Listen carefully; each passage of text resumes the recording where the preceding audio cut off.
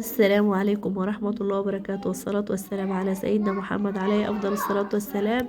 أحلى متابعين لي على قناة الست المصرية على أصولها. كل سنة وانتم طيبين، وربنا يبارك لي فيكم ويديكم الصحة، اللهم آمين. وطبعا زي ما احنا متعودين، قبل ما نبدأ فيديو ما تنسوش بقى كلكم كده تصلوا على الحبيب المصطفى، ونقول اللهم إني وكلتك أمري فأنت خير وكيل والله المستعان. طبعا يا جماعه زي ما انا قلت لكم، يا حبيب قلب كده زي ما انا قلت لكم كده ان شاء الله ان احنا كل يوم هنعمل حاجه عشان ما يبقاش تقيل علينا، نقسم المصالح بتاعتنا كل يوم حاجه. فانا زي ما انا قلت لكم كده بدات بالبطاطين، وبعد كده اللهم صل على سيدنا محمد، قلت لكم ان شاء الله باذن الله هبدا بعدها الم السجاد. بعد البطاطين لميت الخداديات بتاع الانتريه، وبعد كده دخلت على السجاد اهوتي. كده مسكت السجاد. قلت صبحت صبحت الصبح، قلت الواحد بيحب يقضي هو وصايم. سبحان الله، مش عارفة الواحد بيبقى عنده حاجة كده نشاط، حماس وهو صايم. لما بياكل سبحان الله لما بياكل الواحد بتحس ان هو جسمه كده بيسيب وهمدان ومش قادر. فاللهم صل على سيدنا محمد. ما تنسوش تصلوا على الحبيب المصطفى عليه افضل الصلاة والسلام، وتيجوا تشاركوني بقى كده تنشوف ندي طاقة طاقة إيجابية كده تودي الطاقة السلبية. فقلت ان خلاص نغسل بقى السجاد. مسكت السجاد خمرته، وقلت لميته، وبدأت بالنظيف الأول بالتدريج كده. الحاجة اللي أنا حاساها نظيفة قوي، نظيفة كده مش موسخة قوي، بدأت فيها. مسكتها كده وجبت الكلور جنبيها والرابسو والدوني، وخدتها حتة حتة، يلا كده وكده بسم الله ما شاء الله على طول. وبرضه ساره بنتي كانت انا عملت شويه، وساره وايه عملوا معايا شويه، ساعدنا بعضنا خلاص كده غسلنا اول سجاده هيتي، وهنبدا نغسل. اللهم صل وسلم وبارك عليك يا حبيبي يا سيدي رسول الله. ونبدا نغسل الباقيين. انا بدات بس الفرش بتاع فوق الاول، عشان قلت لكم ان احنا بنبقى قاعدين قاعده فوق. صراحه ربنا حاطه النوم فوق، والتحت الجلوس وكده والقعاد لكن فوق كده بنطلع على النوم. فكده خلاص اوضه النوم بتبقى كلها فوق. فخلصت بقى شطفتهم اهوت. هو السجاد فوق نضيف، مش موسخ قوي وهو صراحة المرة دي مش موسخ قوي. ما خدش معايا ما خدش معانا وقت ومجهود كتير، زي كل مرة كان بيبقى مطرب وان احنا كمان دلوقتي قاعدين عليت وقعدنا دلوقتي تحت، مش قاعدين فوق، فنضيف. يلا كده بقى يلا كده ارمي بقى ارمي الهموم، وارمي الكسل، وارمي لو فيكي حاجة كده تعبانة كده زحيها. زحي العاية وزحي الهموم وزحي الكسل، واستعيذي من الشيطان، واستعيني بالله، ووكلي امرك لربنا. هتلاقي ربنا سهل لك كل امورك، وسبحان الله كل مصلحة هتيجي تعمليها هتلاقيها سهلة جدا، ومش هتاخد معاك اي حاجة. فكده يلا نصلي كده على الحبيب المصطفى، نوقر امرنا لربنا. واللهم صل وسلم وبارك عليك يا حبيبي يا سيدي رسول الله. شايفين معايا القلوره والحته اللي الاقيها حاسه ان هي فيها مبقعه شويه، ولا فيها وسخ جامد كده، فبحط لها قلور، لان عليته بيبقى فيه حتت بيضه كده فاتح. فاللهم صل وسلم وبارك عليك يا حبيبي يا سيدي رسول الله. مسكت كل السجاد نزلته، وقلت يلا هو يوم واحد للسجاد. فما تنسونيش بقى باللايك والاشتراك في القناة، بالله عليكم بالله عليكم اسعدوني، ربنا يسعد قلوبكم زمان زي يا ادوني كده طاقة ايجابية، وحمسوني كده عشان ما احسش باحباط، ولا احس ان انا بتعب على الفاضي. احس ان في حد فعلا بيحمسني. اللايكات بتاعكم لما بلاقيها بلاقي لايكات كتير، بحس فعلا ان انتوا بتسمعوني. ولما بلاقي مشاهدات كتير برضو بحس ان انتوا بتسمعوني، وان انتوا حد فعلا بيستفاد، وحد فعلا الواحد يبقى ليه اهتمام كده، فاهميني؟ فانتوا اخواتي في الله، بحبكم في الله، وربنا يعلم ان انا والله العظيم كل واحد انا مش انا بدعي لكم بظهر الغيب.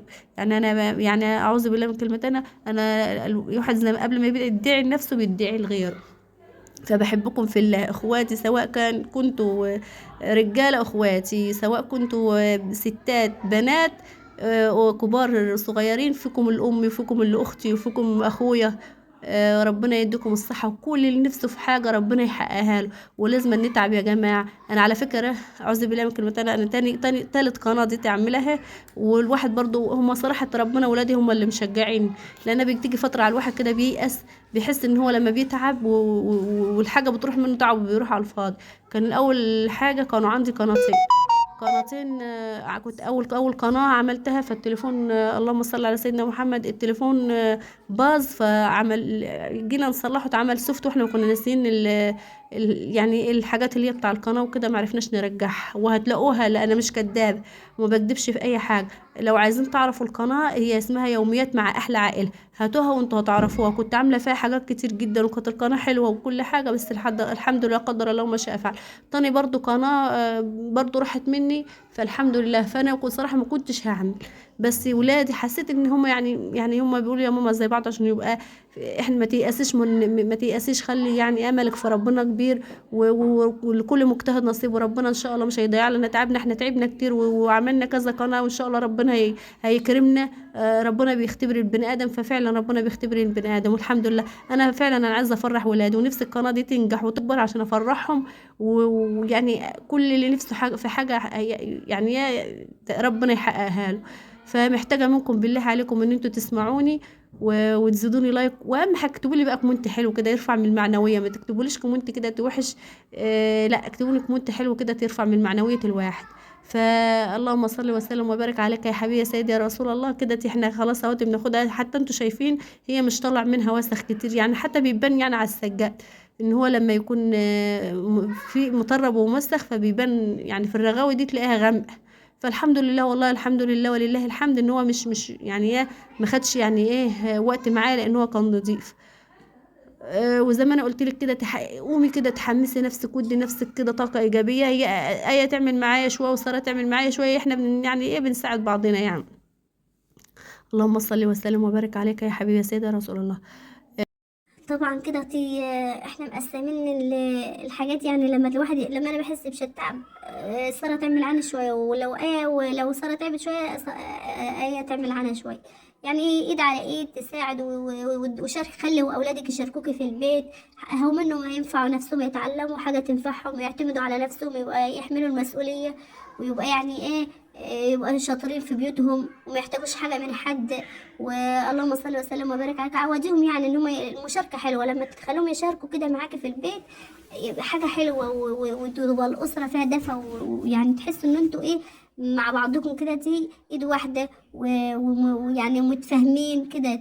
فدخليهم ان كانت بنوته او ولد، عادي الولد خليه يساعدك، مش عيب ولا حرام ان الولد يساعدك، عادي ده انت تعلميه حاجه كده. آه، يعني حتى لو الواحدة يعني تعبت ولا حاجة في مشوار كده، هيجي برضو وقت وانت هتحتاجي ابنك ولا بنتك فيه، فبدل ما تحتاجي لحد بره، فابنك او بنتك اولى بيك. محدش دلوقتي بيحمل حد. اللهم صل وسلم وبارك عليك يا حبيبي سيدنا رسول الله. طبعا ده بدأنا دلوقتي ندخل في المشايات، دول الحاجات دي كده كلها دي لسه بتحفظ، لكن الحاجات بتاعت تحت دي لسه هعملها. دلوقتي استنى يا محمد، روح نمشي وانا هبقى وراك. روح. محمد كان بيكلمني فبرد عليه، زي بعض، اعذروني بقى يا جماعه. فخلاص كده بقى خلاص هنخلص بقى المشايات كلها، المشايات تحت كلها خلصت اهي، بتاع فوق قصدي زي بعض، اعذروني بقى. فدي بتاع فوق قربت تخلص اهيتي، فهبدأ بقى في المشايات والحاجات يعني اللي احنا بنفرشها تحت. كده خلاص بقى ندي زي ما قلت لكم كده، عشان احنا نودي الطاقة السلبية اللي في بيتنا. نشغل قرآن ونستغفر ربنا ونصلي على الحبيب المصطفى، وندي هموم بقى الواحد ترمي الكسل، وترمي الوجع، وترمي الهموم، وترمي أي حاجة وراها كده. على فكرة لما تيجي تقضي تدعوكي أو تكنسي أو تمسحي عزكم الله، أو تعملي أي مصلحة في بيتك، ولو انت فيكي حاجة، الحاجة دي بتروح. يعني تعب، ولا أي حاجة انت حاساها، اكتئاب، تعب، أي حاجة بتروح معاه، يعني انت ايه، بترمي الهموم من وراك. فخلاص بقى زي كده، زي ما انا قلت لكم، ارموا بقى كل حاجه وحشه بقى، وموش ودوا الطاقه السلبيه دي تخليها تروح. وخلينا في الطاقه الايجابيه الحلوه. عايزين ندي طاقه ايجابيه لبعضنا كده، وندي حماس، وندي نشاط. خلاص هنخلص بقى السجاد، وهنخش على ايه، على الستاير والفروشات والحاجات التانية. انا كنت عطشانه، فبقول لها ايه زقيني عشان ده انا عطشانه، فايه زقتني. فخلص بقى البشايات اللي هي كلها معايا كده ونبدأ في الحاجات التانية.